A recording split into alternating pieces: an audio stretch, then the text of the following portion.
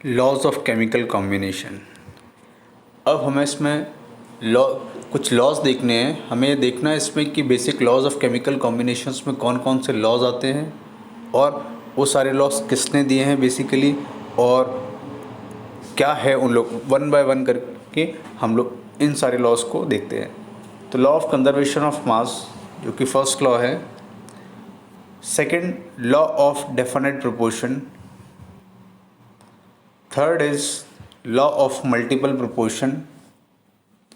Fourth is Gay-Lussac's law and fifth is Avogadro law. जो first law है law of conservation of mass,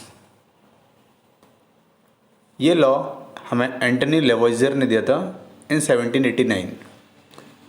और इस law के according ये लॉ ये कहता है कि matter can neither be created not destroyed in a chemical reaction, या फिर हम लोग कह सकते हैं कि किसी भी केमिकल रिएक्शन में total mass on the reactant side is equal to total mass on the product side. कहने का मतलब ये है कि जो मास है वो किसी भी केमिकल रिएक्शन में हमेशा कंजर्व रहता है। मास कहीं भी नहीं जाएगा। मास जो पूरे सिस्टम का जो मास है वो कंजर्व रहने वाला है।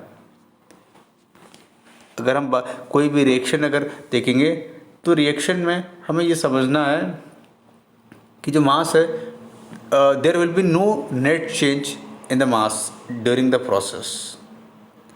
सेकेंड जो लॉ है लॉ ऑफ डेफिनेट प्रोपोर्शन, ये लॉ हमें जोसेफ प्राउस्ट ने दिया था। और ये लॉ ये कहता है कि a compound always contains exactly the same proportion of elements by weight।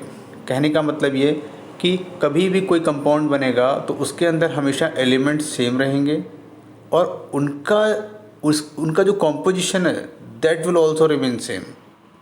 जैसे वाटर बनेगा हमेशा, तो हमेशा उसमें एलिमेंट्स कौन से होंगे, हाइड्रोजन और ऑक्सीजन, और जो उनका कॉम्पोजिशन है वो भी सेम रहेगा। जैसे कि हमें पता है 1:8 होता है और हाइड्रोजन बाय मास 1 रहेगा एंड ऑक्सीजन बाय मास 8 रहेगा। या फिर एमोनिया की बात कर लें, और भी हम लोग एग्जाम्पल से समझ सकते हैं। अगर एमोनिया की बात भी हम लोग करते हैं तो एमोनिया जब भी फॉर्म होगा उसके अंदर नाइट्रोजन और हाइड्रोजन ही होंगे और उनका प्रोपोर्शन भी सेम ही रहने वाला है हमेशा। थर्ड लॉ है लॉ ऑफ मल्टीपल प्रोपोर्शन। ये लॉ हमें डाल्टन ने दिया था इन 1803 में। और इस लॉ के हिसाब से if two elements can combine to form more than one compound, the mass of one element that combine with fixed mass of other element are in the ratio of small whole number. इस law को हम लोग simple से समझें, अगर simple तरीके से, तो यहाँ पर देखिए दो रिएक्शन दिए, hydrogen plus oxygen gives water. Second है hydrogen plus oxygen gives hydrogen peroxide. इसमें हाइड्रोजन जो है वो सेम रखा गया है बट ऑक्सीजन है जो वेरी कर रहा है। पहली रिएक्शन में 16 ग्राम लिया है, सेकेंड रिएक्शन में 32 ग्राम लिया है। तो यहाँ पर रेशियो बन रहा है 1:2। तो हमें यही बताता है कि अगर एक को फिक्स रखा जाएगा तो दूसरा एक सिंपल रेशियो बनेगा दूसरे का, जैसा यहाँ पर ऑक्सीजन का बन रहा है। तीसरा लॉ गे-लुसिक्स लॉ। ये लॉ बेसिकली कहता है कि the ratio between the volume of gaseous reactants and the products can be expressed in simple whole number. Reaction से समझते हैं, यहाँ पर हमें हाइड्रोजन और क्लोरीन, यहाँ पर आप देख रहे हैं हाइड्रोजन और क्लोरीन आपस में रिएक्ट कर रहा है। तो यहाँ पर अगर हम देखें तो रिएक्टेंट साइड और प्रोडक्ट साइड तो एक सिंपल रेशियो बन रहा है। हाइड्रोजन का 1 वॉल्यूम है, क्लोरीन का भी 1 वॉल्यूम है, लेकिन जो हाइड्रोक्लोरिक एसिड बन रहा है HCl, इसका 2 वॉल्यूम है। अगर हम रिएक्टेंट और प्रोडक्ट साइड और प्रोडक्ट साइड अगर हम देखते हैं तो एक सिंपल रेशियो बन रहा है 1:1:2 का।